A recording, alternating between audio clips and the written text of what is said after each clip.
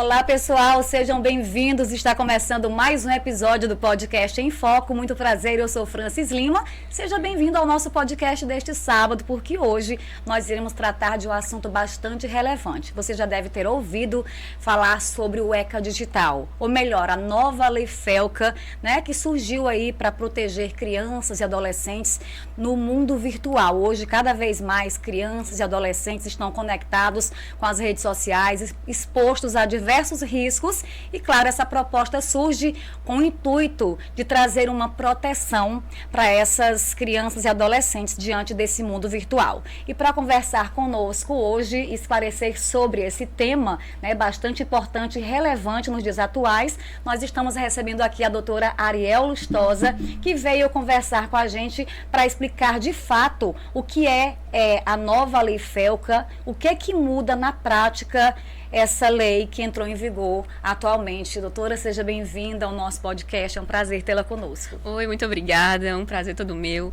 Dou um olá também para todos os ouvintes de Campo Maior e região que estão aqui também no podcast Em Foco. Doutora, você é advogada especificamente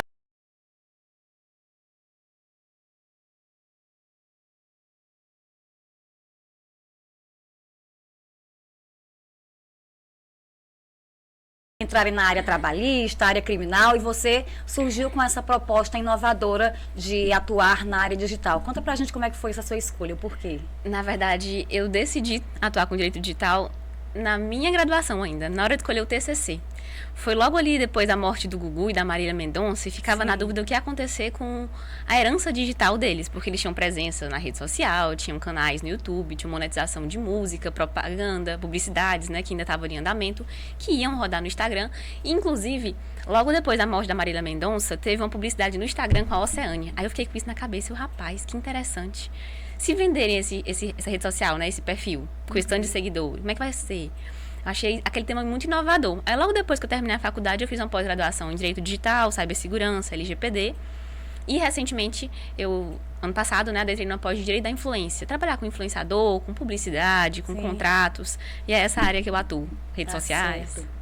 Lembrando para você que está assistindo o nosso podcast, ligou a sua tela nesse momento, não esqueça de curtir, compartilhar a nossa live de hoje, porque é um tema bastante importante, né? Você encaminha para os seus grupos de colegas, né, para os seus grupos de escola, porque é um tema bastante interessante para toda a sociedade, para as escolas, pais, professores, enfim. Hoje nós iremos falar sobre o Estatuto da Criança e do Adolescente, o ECA Digital e a nova Lei FELCA. Então vamos voltar aqui o nosso bate-papo com a doutora, e eu já queria saber assim, doutora, de você, o que é de fato o ECA digital. A gente sabe que houve algumas alterações, né, no Estatuto da Criança e do Adolescente, e agora com o surgimento dessa nova Lei FELCA, o que de fato muda na realidade?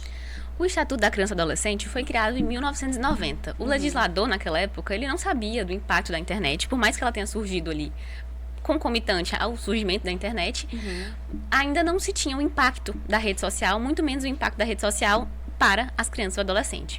Com o passar do tempo e o avanço da internet e essa inserção do meio digital na nossa vida foi modificando muita coisa.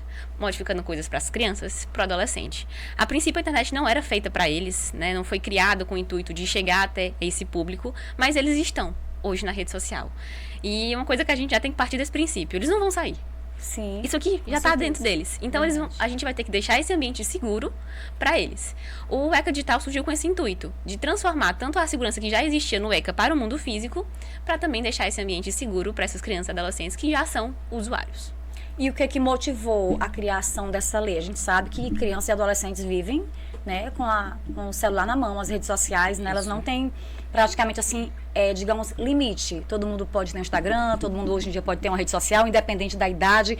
E o que foi basicamente que motivou a criação dessa Lei FELCA? Já se existia esse debate na Câmara sobre a criação de uma lei do ECA Digital que regulasse que regularizasse ali a rede social para crianças e adolescentes. Mas, ano passado, em agosto, no comecinho de agosto, quando o FELCA lançou aquele vídeo da adultização, ele trouxe uma luz, um holofote para esse tema, que foi o motivador, o catalisador de tirar essa lei que estava meio parada para botar ela novamente em ação. Então, foi logo depois, um mês mais ou menos depois, em setembro já. O vídeo dele foi em agosto, em setembro o texto já estava ali para ser aprovado. Sim. E quais são os problemas que essa lei, ela foca principalmente? O que é de fato que a lei FELCA abrange? O que é que ela tenta resolver especificamente? Não existia nada que regularizasse essa questão da criança e do adolescente no digital. Existia a LGPD, que já tratava os dados da criança e do adolescente, não importa qual dado, como um dado sensível. Já existia ali a necessidade de proteção que a Constituição já traz pra gente, como responsabilizar toda a sociedade pela criança e pelo adolescente, não só os pais. Então já tinha as leis que tratavam sobre isso, mas nada efetivamente direcionado ao ambiente digital. Então o ECA Digital ele veio para trazer essa segurança. A gente às vezes tinha esse comportamento de entender que a responsabilidade da criança era apenas dos pais. Sim. Com o ECA Digital, a responsabilidade ela fica mais abrangente. Ela é dos pais, ela é do governo, ela é das plataformas, ela também é da sociedade. Então já existia na Constituição essa determinação de que a criança e o adolescente é responsabilidade de todos, mas agora a lei ela veio no intuito mais regulatório. Pegar o que já existe e tentar regular, deixar mais eficaz, porque a gente estava percebendo que por mais que existisse essas leis, a rede social estava andando solta, sem ter uma coisa amarrando ela. Sim. Então foi nesse sentido de deixar esse ambiente seguro, dando responsabilidade para as escolas, para os pais e para as plataformas. E essa lei, ela já entrou em vigor? Ela entrou em vigor dia 17 de março, agora recentemente. Ela foi assinada, promulgada pelo presidente em outubro, com 6 meses de período de adaptação. Então, entrou em vigor a partir do dia 17. Mas também não mudou do dia para a noite, né? A gente ainda está num estágio de botar em prática as situações e ver o que vai acontecer na prática. Mas a lei promete muitas coisas. Ela promete ser bem mais severa para, de certa forma, Impor mesmo, impor, né? isso, exatamente impor essa aplicabilidade prática. Doutora, a gente sabe que essa lei FELCA, ela impacta na sociedade como um todo e principalmente, eu acredito que dentro do ambiente familiar, né? Qual é de fato a responsabilidade dos pais diante da lei FELCA? A lei, ela traz alguns atributos, né? Ela, por exemplo, determina que a conta, a rede social de uma criança, um adolescente ali menor de 16 anos, seja atrelada ao pai. Ela faz com que a plataforma adicione um botão, uma ferramenta, de que o pai possa ter o controle, possa realmente, de fato, exercer dentro da plataforma esse controle parental. Então, coisa que não era obrigada antes, né? Então, não precisaria ter um mecanismo para o pai falar, para o pai denunciar, para o pai ter controle, para o pai ter acesso. Agora, com a lei, as plataformas e os sites vão ter que criar esse mecanismo de controle parental.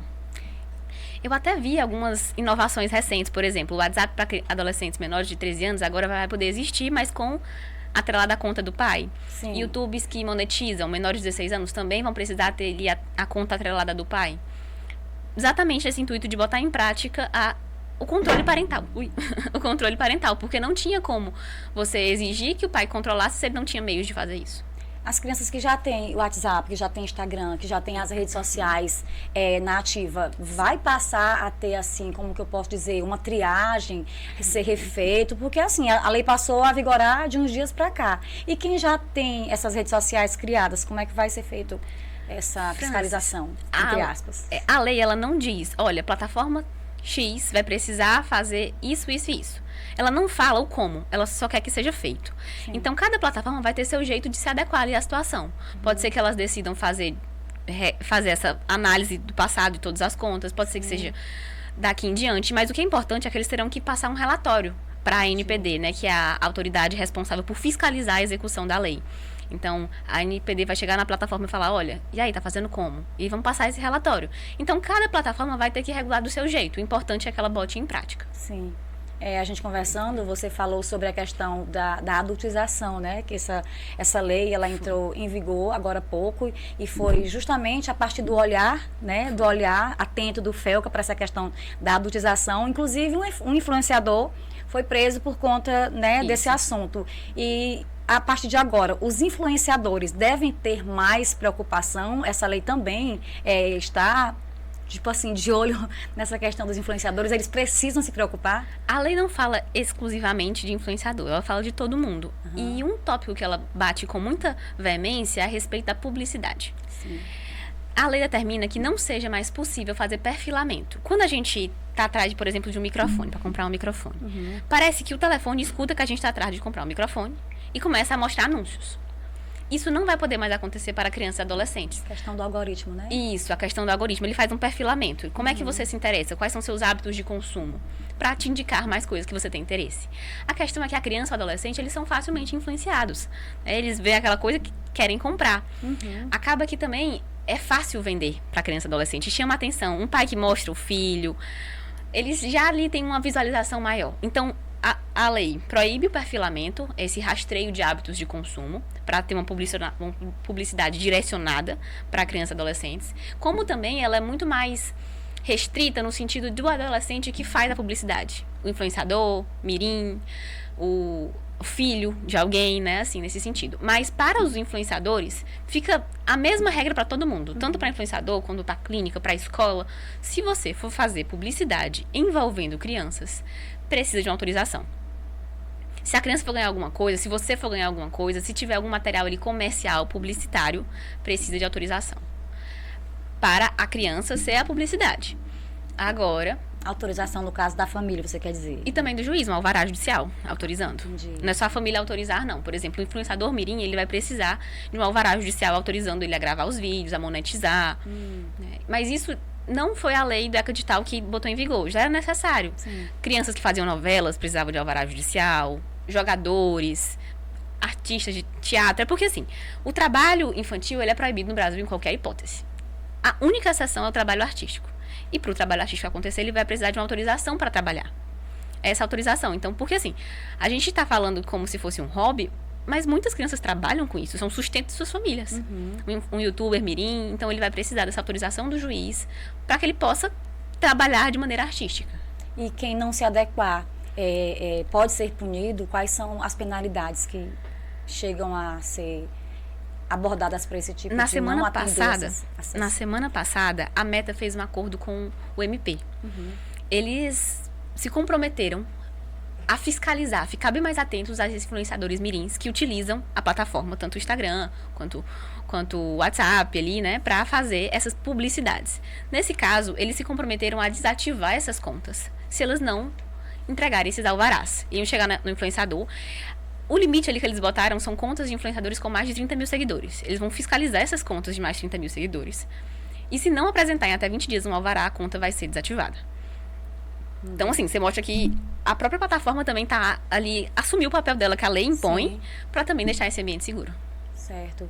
Vamos já continuar nosso bate-papo, mas antes deixa eu dar uma dica rapidinho para você que está precisando trocar seus óculos, está precisando fazer uma consulta. Eu indico para você a Ótica Matos de olhos fechados, né? De olhos fechados e de óculos também, claro. Por quê? Porque a Ótica Matos, ela está no mercado há muitos anos. Tem filial aqui em Campo Maior, tem filial em várias cidades vizinhas. E você pode ir a alguma delas, né? Tá sem dinheiro para consulta? As meninas facilitam a consulta e ainda facilitam o pagamento dos seus óculos. E claro, geralmente a Ótica Matos, além de facilitar o pagamento no carnê, no boleto ou no cartão, você ainda ganha desconto, tá certo? A Ótica Matos, além de qualidade e preços baixos, trabalha com as melhores marcas em lentes, armações, óculos de graus, esportivos, relógios de diversas marcas e muito mais. Aproveita, passa lá na Ótica Matos e confira, porque tão importante quanto a sua imagem são os óculos que você usa. Lembrando que a Ótica Matos está localizada na Avenida José Paulino, ali em frente ao Colégio Alfabetoque. Também temos aqui uma unidade 2, né, a filial da Ótica Matos, aqui em frente à Clínica Maior Medicina. E você que é de outras cidades, você encontra filial da Ótica Matos em Boqueirão, Alto, José de Freitas, Piripiri. É só se deslocar em alguma delas, fazer a sua consulta e comprar os seus óculos. E o melhor, os óculos podem sair em até 40 minutos. Muito rápido, não é? Ótica Matos, qualidade e preços baixos. É isso aí, doutora. Ficou abismada? 40 minutos. 40 minutos. Tem gente que compra óculos, passa de 1 mês, 20 dias para receber. Isso. A Ótica Matos, ela facilita. Até 40 minutos, dependendo do estilo do seu grau, você pode sair já utilizando os seus óculos. E a gente por aqui continua o nosso podcast, lembrando para você que acabou de ligar a sua tela, volta aqui nessa linhazinha, não esquece de curtir, compartilhar, deixar um comentário, tá? Principalmente compartilhar nos seus grupos, dos seus colegas, do pessoal de trabalho, professores, pais, porque hoje nós estamos falando de um assunto, né? O boom do momento, que é a nova Lei Felca, né? O Estatuto da Criança e do Adolescente passou por algumas modificações. né? Tem algumas novidades que surgiram para proteger crianças e adolescentes nesse mundo virtual. O que é que pode, o que é que não pode, postar foto, postar vídeo. E agora, vou criar uma rede social nova. Será? Como é que vai ser agora? Né? Porque surgem inúmeras especulações que a gente nem sempre sabe se é verdade ou não. Inclusive, o Felca já foi às redes sociais desmistificar algumas coisas, que é, o que não é. Mas aqui a gente está conversando com a advogada, a doutora Ariel Lustosa, ela que é advogada especialista em direito digital, né? Ou no direito digital, não sei especificamente como é que diz, mas enfim, a doutora, ela tem todo um conhecimento sobre esse conteúdo e está trazendo para a gente muitos esclarecimentos, inclusive importantes para você pai, para você professor e para você que está nos assistindo agora, que está justamente aqui por conta dessa lei Felca, preocupado com o que vai ser, com o que não vai ser. É só vir para cá que a doutora está aqui esclarecendo tudo para a gente. Doutora, postar foto dos nossos filhos, nós como pais ou profissionais da área da educação, independente de qual área que seja, tem alguma restrição? O que muda nessa questão das postagens? Olha, para os pais, eu gosto muito dessa questão nova do direito digital, que ele sai botando nome para as coisas que a gente já vê no dia a dia. Existe um termo agora chamado sharing, que é você compartilhar demais a vida do seu filho. Como é que você, para trazer a reflexão da segurança, como é que você vai postar onde é que ele estuda, os horários dele, tudo que ele faz? É perigoso. Muito perigoso. Tem até um vídeo que saiu, ficou na moda, que eu vi, né, ele viralizou pra mim, pelo menos, na minha bolha, né? Que era uma mãe, né, no shopping com o filho, aí a pessoa fala, e aí, já foi pra escola hoje? Você comeu? Você comeu o quê? E, cara, você vai estudar? Povo desconhecido, que a criança não sabia, ela fica assim, acuada, sem entender. É mais ou menos isso que a gente expõe a criança quando compartilha a vida dela para todo mundo. Pessoas que ela não conhece, compartilhando a sua intimidade, sua privacidade. Não é porque é nosso filho que a gente pode expor a privacidade dele de qualquer forma. Pelo contrário, a gente, como responsável, precisa garantir mais segurança para eles. Então, para os pais, é importante garantir essa segurança. A lei não fala, olha, você é obrigado, sob pena de ser preso, porque você compartilhou foto do seu filho. Claro que não. Mas ela chama essa atenção para segurança. Eu gosto de pensar, né, que a gente foi inserido no mundo digital, digitalizado, antes de se alfabetizar. Muitas pessoas não sabiam ler e escrever, ou não sabiam o impacto da rede social quando já estava lá dentro. Então, a gente começou a fazer coisas que achava que não tinha problema, que não seria perigoso. E hoje a gente percebe que são. Por isso que é importante o diálogo, a comunicação, a informação. Porque se a gente debater sobre isso, acaba que chama atenção. Olha, eu entendo que você gosta de compartilhar seu filho na rede social, mas será que isso realmente é bom? Vai fazer bem para quem? Quem será que isso está beneficiando? Se o pai, influenciador digital, trabalhar com isso e quiser usar o filho para melhorar seu alcance, aí já não pode. Porque publicidade, como a gente falou, ela está muito bem fechadinha nessa lei. Sim. Publicidade só pode através de alvará, quando tiver realmente a criança for receber alguma coisa, e não pode ser o alvo da publicidade. Para atingir outras crianças, nem para ser seu alvo ali só porque o pai quer. Muita gente usa. Não sei se você vai lembrar, mas a Virgínia fez uma marca com o nome das filhas. Sim. A VTube tem também uma linha de cuidados de criança com o nome dos filhos e bota os filhos. E é assim como vários influenciadores. Você bota a criança, ela é fofinha, ela é engraçadinha, as visualizações sobem e os pais aproveitam para vender ali, fazer seu jabá. A criança não pode ser mais alvo dessas situações. E a NPD, ela promete ficar em cima, principalmente desses grandes influenciadores que têm um alcance maior. Mas de todo mundo, como eu falei, né? A própria Meta se comprometeu a banir contas que não tivessem alvará com mais de 30 mil seguidores que usassem a imagem de influenciadores mirins. Então, se for... Isso aqui é a questão de publicidades para as redes sociais. Você falou de pais, a gente falou de pais, e agora para a escola. Sim. Já ia perguntar, porque assim, as escolas, elas têm o hábito de fazer atividades culturais, né? Aí tem aquela... a divulgação, e não sei se é divulgação ou exposição agora com essa nova lei Felca, né? Então, acontece que o momento das festividades culturais, após as festividades, as escolas têm ou tinham o hábito de colocar nas redes sociais, mostrar aquela apresentação que foi bonito, divulgando. E agora, com essa lei Felca, pode ou não pode mais colocar essas atividades culturais nas redes sociais? As atividades culturais, de modo geral, se tiverem amparadas por um termo de consentimento de uso de imagem, elas não serão afetadas. Sim. Mas ressalto novamente, um consentimento, um termo de uso de imagem feito para a escola. A gente estava até comentando aqui mais cedo a respeito de escolas que botam no ato da matrícula, do contrato de matrícula ali, uma cláusula permitindo esse compartilhamento do uso da imagem do menor que está ali matriculado. Assim não funciona. Um termo de uso de imagem, ele tem que ser um documento único, para a pessoa saber, porque às vezes, quando a gente pega um papel com várias cláusulas, um monte de letras, você não entende muita coisa, você assina sem... Tipo o termo de uso, que você concorda com tudo e não está nem prestando só atenção? Assina sem saber o que está assinando, né? Exatamente. Não pode ser isso. A imagem, ela é um bem muito importante. A voz, o rosto. Então, a gente precisa ter essa autorização assinada, reconhecida, em um termo único. Além disso, a publicidade institucional, divulgar a escola, divulgar uma atividade, divulgar uma gincana, isso não tem problema nenhum. Isso pode continuar acontecendo. O que fica vedado é a publicidade. É diferente de uma publicidade institucional. Esse aqui tudo bem. O que não pode é a publicidade comercial. A comercial, usar a imagem do aluno para vender, usar a imagem de uma gincana para falar que aquela escola tá vendendo muito. Às vezes é muito comum usar a imagem para falar que foi aprovado, nota 1000. Sim. Essas coisas. Se for menor de idade, tem que ter um alvará judicial, entendeu? A partir dessa lei, né? A partir da lei. Na verdade, já precisava antes. Só que a lei está comprometida a fiscalizar. Sim.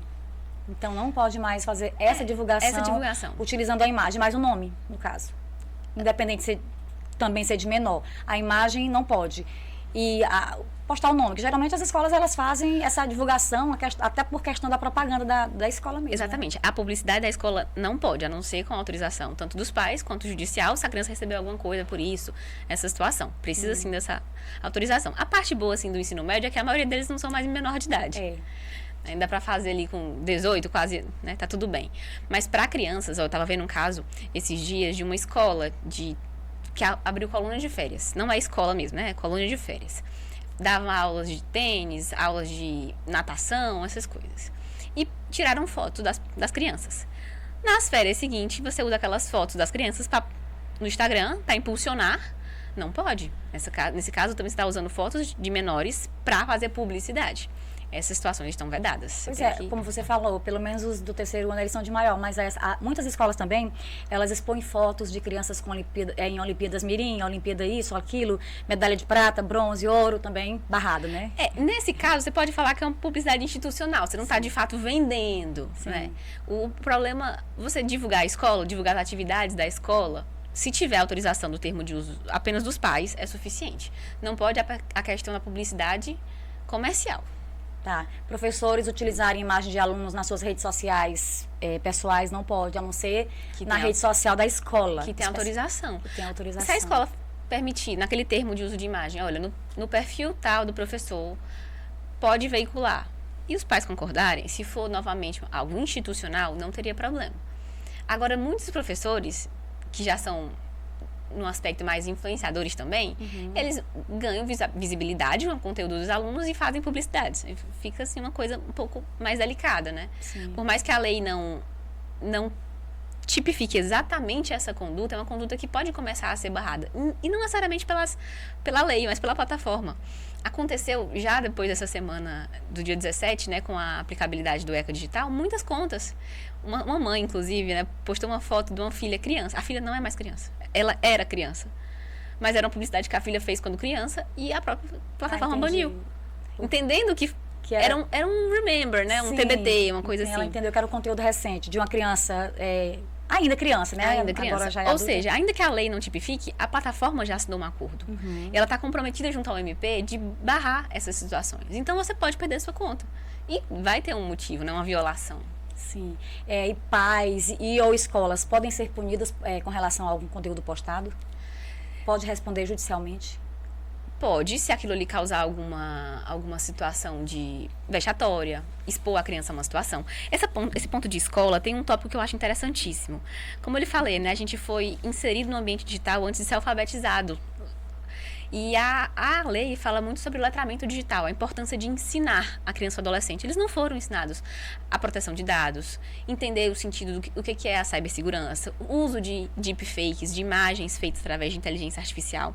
E se a escola não ensinar, não fizer uma palestra, um movimento, uma conscientização e aquele ambiente ali da escolar, um grupo da escola, tiver situações de cyberbullying, uso de deepfakes. A escola pode ser também responsabilizada pela omissão no dever de ensinar.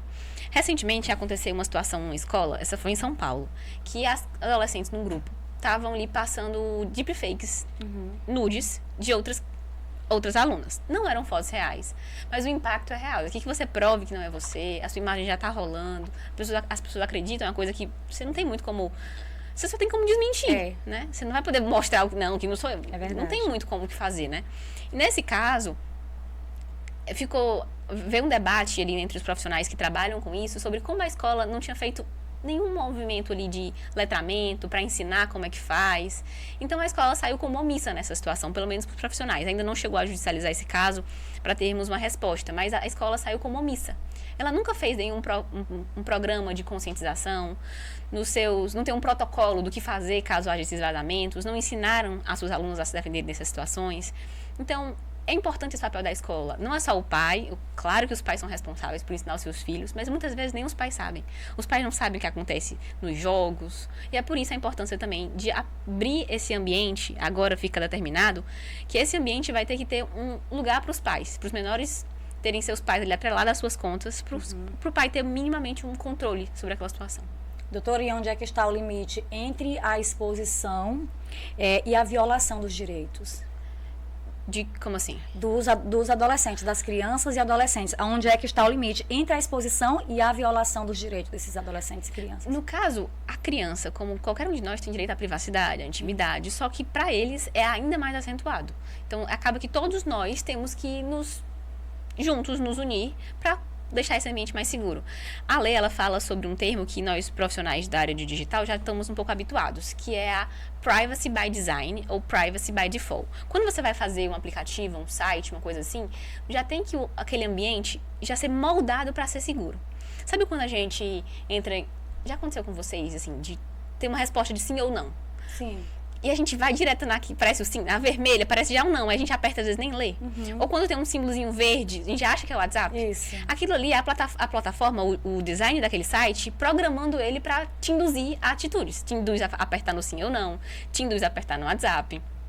Então, isso aí é um design, né? Agora, a lei fala sobre a Privacy by Design. Deixar o design da plataforma de forma a ser seguro. Apresentar ali opções para os pais, meios de conseguir fazer essas denúncias facilmente, retirar do acesso das crianças essas situações que possam deixar ela em perigo. Doutora, e como de fato é que se faz para denunciar casos de violação? A lei também fala sobre a polícia. Elas estarão que estar mais abertas a receber essas denúncias e fazer alguma coisa. Bota para elas também essa responsabilidade. A plataforma tem que deixar um ambiente para acontecer essa denúncia, e vai ser direcionado logo para a polícia para poder verificar e ir atrás dessas situações. Eles estão levando bem mais a sério. Olha, eu tenho um caso de uma adolescente, ela é influenciadora, essa é em Teresina. Ela tinha uma conta ali de mais ou menos 110 mil seguidores quando a conta caiu. A conta caiu por uma denúncia de uso indevido de imagem sexual de criança menor de idade. A mãe nega, ela nega. A gente entrou com um processo judicial para reativar a conta. A plataforma foi o Instagram, não juntou nenhuma prova, mas eu ainda não consegui reativar a conta. Tentei através de medidas de urgência, né, ali uma tutela de urgência, mas porque tá todo mundo muito empenhado em deixar esse ambiente seguro. Qualquer mínima situação, a plataforma entendeu que ali houve uma violação. Ela não conseguiu provar na contestação, mas ainda não saiu a sentença, eu não consegui a conta de volta. E é porque é fácil reativar contas, não é uma situação que acontece... Tem algumas exceções, mas quase sempre é uma coisa tranquila. E nesse caso não está sendo. Ainda que não tenha tido nenhuma prova, a plataforma desativou por esse uso indevido sexualizado de menores e a conta está desativada. Mas você acha que essa rigorosidade, essa dificuldade de reativar essa conta tem algo a ver com essa nova lei? Tem. O acórdão do recurso que eu fiz, não saiu a sentença ainda, né? Eu fiz um pedido de urgência, ele foi negado porque disseram que precisavam entender melhor a situação. E o acórdão saiu agora, né?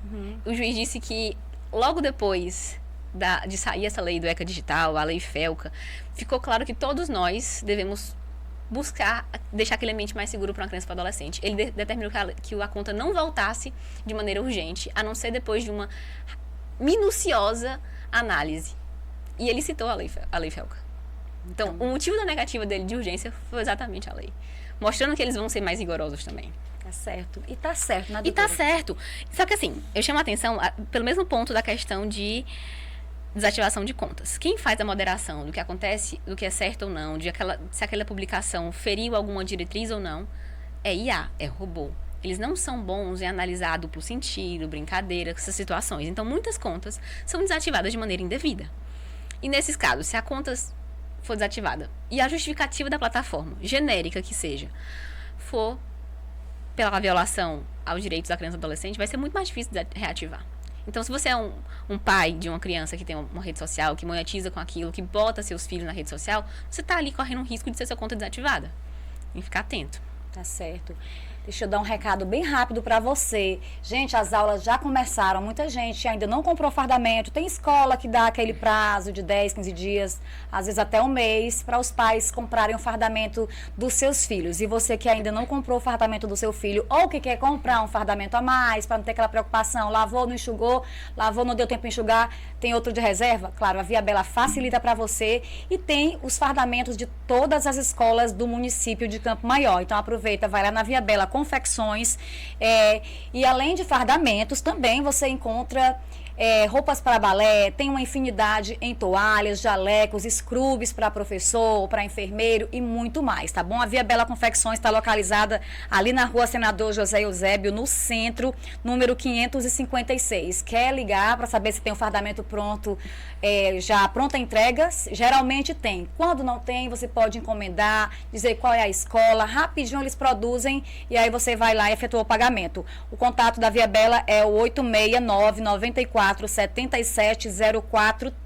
tá certo? Temos fardamentos à pronta entrega. Caso não tenha do tamanho que você deseja, a fabricação é super rápida, tá bom? Via Bela Confecções, o diferencial é aqui. E por aqui a gente continua o nosso podcast em foco deste sábado. Lembrando para você não esquecer de compartilhar nossa live, deixar sua curtida, seu comentário.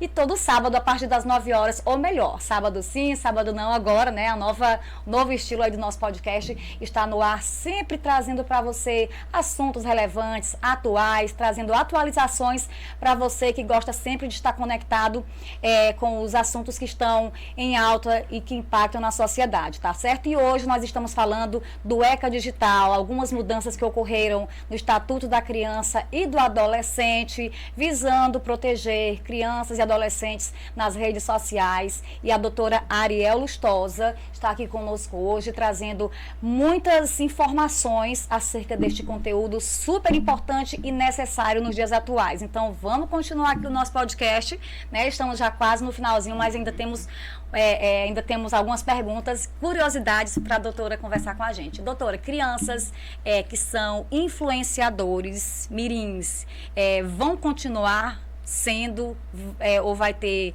alguma novidade que a gente não saiba ainda com relação aos influenciadores digitais mirins? Influenciador mirim existe e vai continuar existindo. Sim.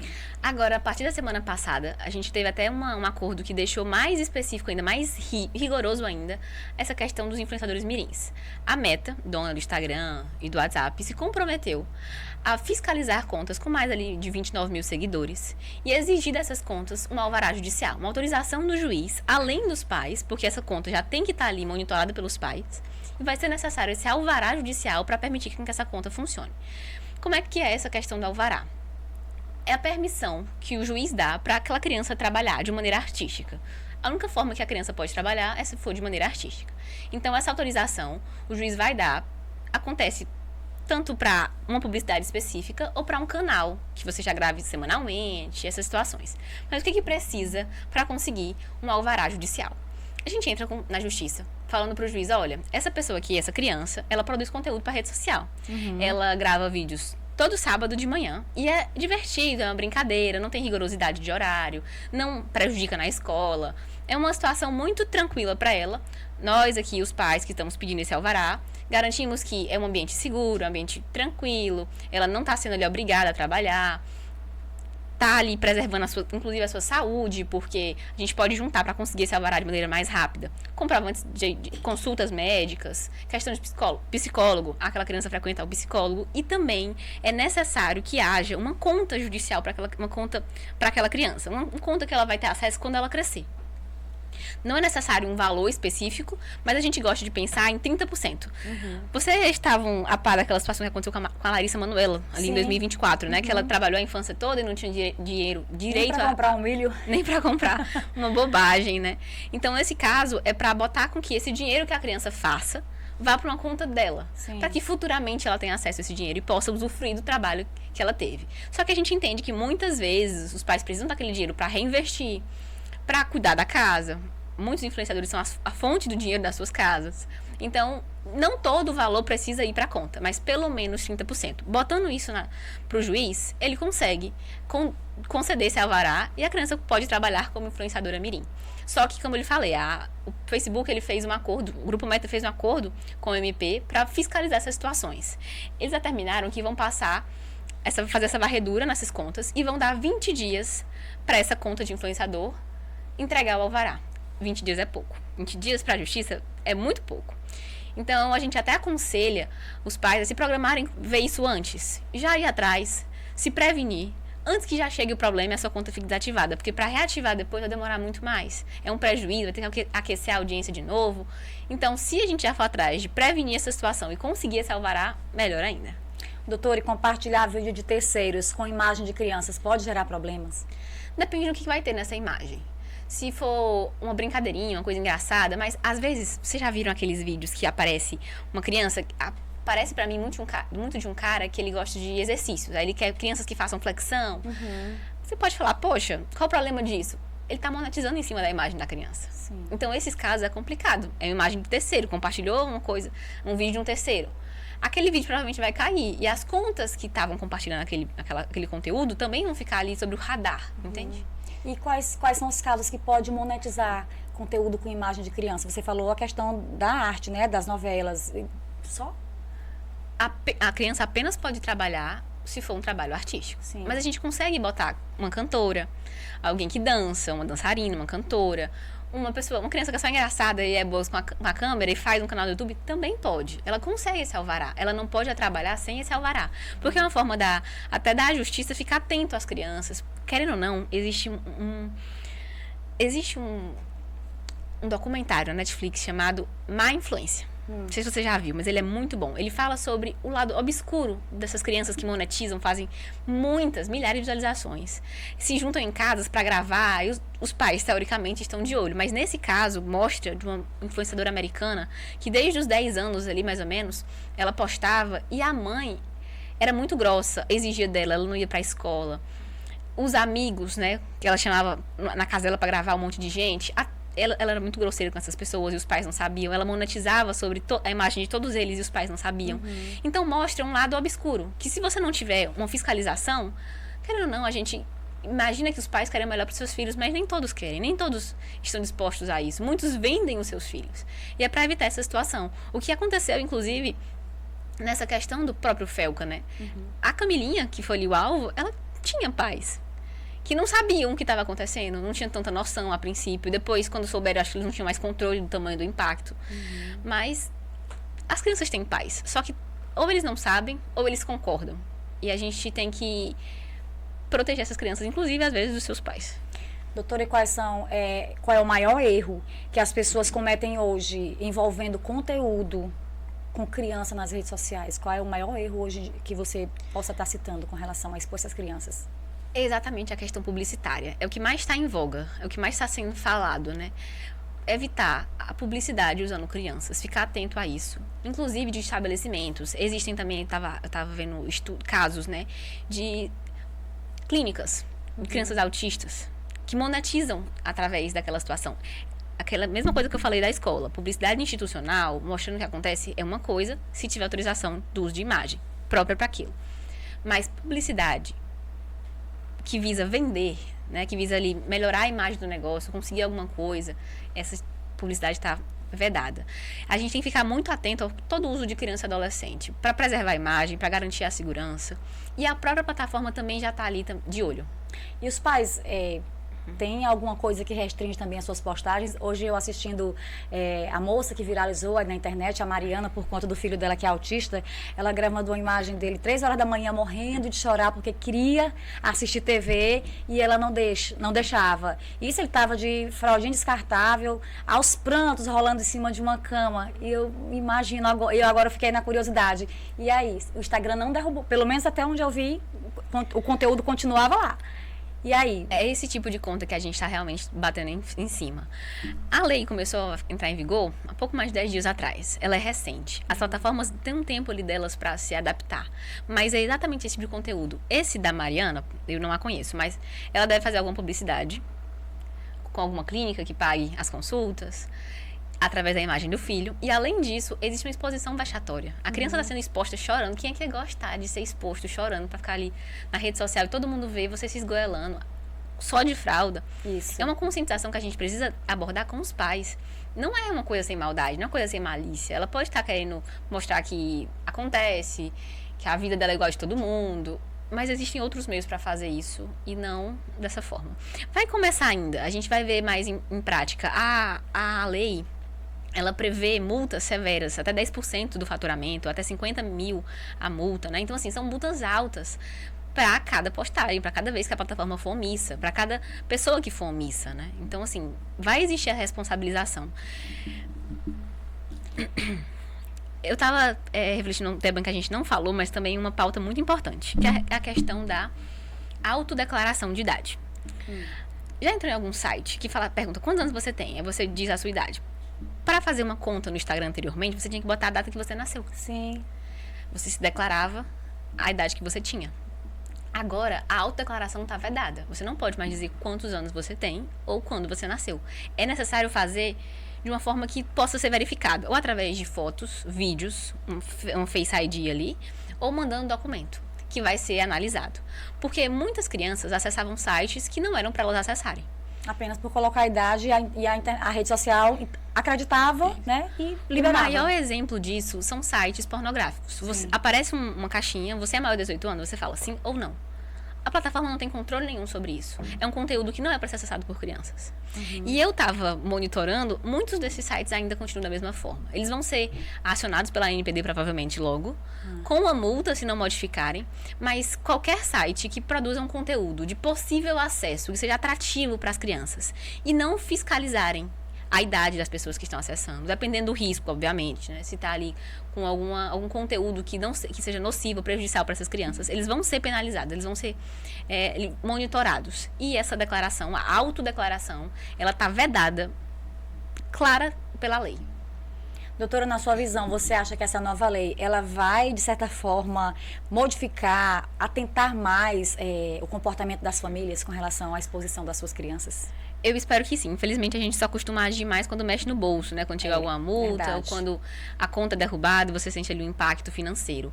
Mas a ideia de trazer esse debate, principalmente à tona, é para chamar atenção. É um tema muito importante, é um tema que causa muito prejuízo. As crianças, quando elas têm a sua infância expostas dessa forma, além do perigo que elas estão sendo expostas, é também vergonhoso. Você fica com vergonha, você cresce, você fica, não quero passar por isso. Então, assim, a família, ela tem esse impacto. A escola também tem essa responsabilidade nesse letramento digital, de ensinar o que pode e o que não pode. Como eu lhe falei, as escolas vão ser cobradas se elas forem omissas a situações como essa. E por mais que as crianças tenham acesso à rede social, elas não sabem o que pode, o que não pode, qual é a importância, qual é... Vou te dar um exemplo. Aquele caso que a gente falou da escola de São Paulo, que teve vazado informações de deepfakes, né, de nudes de adolescentes. A escola, se ela não estiver monitorando, ensinando, ela pode ser omissa. A criança vai ser responsabilizada ali no máximo, através do ECA, mas os pais podem ser responsabilizados civilmente. A mãe ou o pai de uma dessas crianças expostas pode entrar com um processo contra os pais daquela criança e receber um valor alto. A criança sabe disso? O adolescente sabe disso? Ele sabe o risco que ele corre? Se as escolas e os pais não ensinarem, eles não vão saber. A gente tem que levar para as escolas esse debate. Botar na escola um fluxo, né? Olha, quando acontecer uma exposição dessa, o que a gente vai fazer? Tem que ficar muito claro essas situações, para a escola não ser omissa, para os pais não serem responsabilizados civilmente, posteriormente, como nesse caso, e evitar ainda mais dano. A gente tem que educar de fato. Doutora, Queria muito agradecer, foi um podcast riquíssimo em informações, em conhecimento, né, sobre essa novidade que é a Lei Felca, o ECA digital, né, que muitas pessoas já ouviram falar, mas de fato não sabiam a fundo quais os prós e os contras, o que que pode, o que que não pode, o que que muda ou não. E eu queria muito agradecer a sua vinda, a sua disponibilidade de ter vindo aqui no nosso podcast, trazer essas informações para as pessoas. E eu queria deixar o espaço para você fazer suas considerações finais, se quiser deixar alguma mensagem, seu endereço das suas redes sociais, fique à vontade. Muito obrigada. Olha, na realidade, a lei é recente, tem pouco tempo, e ela é uma lei regulatória. Mas ela dá liberdade para cada plataforma agir do seu jeito. Tem plataformas que não vão querer modificar, como aconteceu com o Roblox, não vai diminuir, vai aumentar ali a classificação, a faixa etária. Vai ter plataformas que vão modificar de um jeito que não vai funcionar, e a gente ainda está nesse período de adaptação. A lei está começando agora, as plataformas estão tendo seu tempo de se adaptar, os sites, qualquer site que possa ter ali um possível acesso de criança também vai ter que se adequar à lei, mas ainda está numa fase muito embrionária. A gente vai ter que ver como é que vai funcionar esse deslinde, como é que vai acontecer na prática, botar na prática exatamente o que a lei determina que seja feito. Mas assim, eu estou otimista, eu acho que é super necessário, eu acho que o ambiente da internet muitas vezes tem conteúdos nocivos para as crianças e para os adolescentes que os pais não têm como ter controle. Não adianta a gente aqui ser hipócrita e falar que a responsabilidade é da mãe, é do pai. Aí uma mãe solo com 5 filhos sem trabalhar, ela não consegue ver o que o filho dela está fazendo na rede social. E ela não pode só contar com ela tem que contar com a sociedade todinha também, que é responsável pela sua criança, pela sua adolescente. Então é um tema que ainda tem muito a ser debatido, ainda vai rolar muita água debaixo dessa ponte. Com certeza. Mas a gente está aqui para trabalhar, debater, buscar uma melhor aplicação nessa situação. E sobre as minhas redes sociais, né? Onde ele encontrar, quem tiver interesse sobre... porque é um tema, entre aspas, novo, né? Digamos assim, que ainda vai, como você disse, vai rolar muita água por debaixo dessa ponte. De repente, alguém precisa de... uma assessoria, né? Exatamente. A gente costuma fazer... De direito digital, né? Então, você essa assessoria em escolas, assessorias em clínicas que também usam a criança, assessorias para influenciadores, é o que eu costumo mais ali abordar, mas nesses casos, a minha rede social é Ariel Lustosa, com Y e 2 L's, é adv.ariellustosa. Eu moro em Teresina, mas venho sempre para Campo Maior e costumo atuar nas escolas, com adolescentes, com influenciadores. Nessa questão de escolas é mais palestras, conscientização, e com questão de influenciadores é com contratos, adequando os contratos, solicitando esses alvarás para garantir que essa publicidade aconteça. Marcas grandes já estão começando a exigir, então é importante, e também para evitar a perda desses perfis, porque é difícil construir uma audiência ali, monitorar, crescer, né, monetizar, então que a gente possa fazer isso com mais segurança para evitar perder e evitar todos esses prejuízos, além de garantir um ambiente mais seguro para as crianças e adolescentes, porque é responsabilidade de todos nós. Muito obrigada, Francis. Nós que agradecemos. Muito obrigada pela sua participação. E assim finalizamos mais um episódio do podcast Em Foco deste sábado. Se você gostou, compartilhe a nossa live. E claro, hoje nós refletimos sobre o ECA digital, né, a nova lei Felca, que surgiu aí para proteger nossas crianças e adolescentes no ambiente virtual. E fica o alerta, né, que proteger as crianças e adolescentes não é só a questão da lei Felca, é um direito, né? É um dever de todos nós, enquanto pais, enquanto família, enquanto escola. E a gente fica por aqui e no próximo episódio nós traremos mais um tema importante para você. Não esqueça, compartilhe a nossa live e até o próximo episódio. Tchau, tchau. Tchau.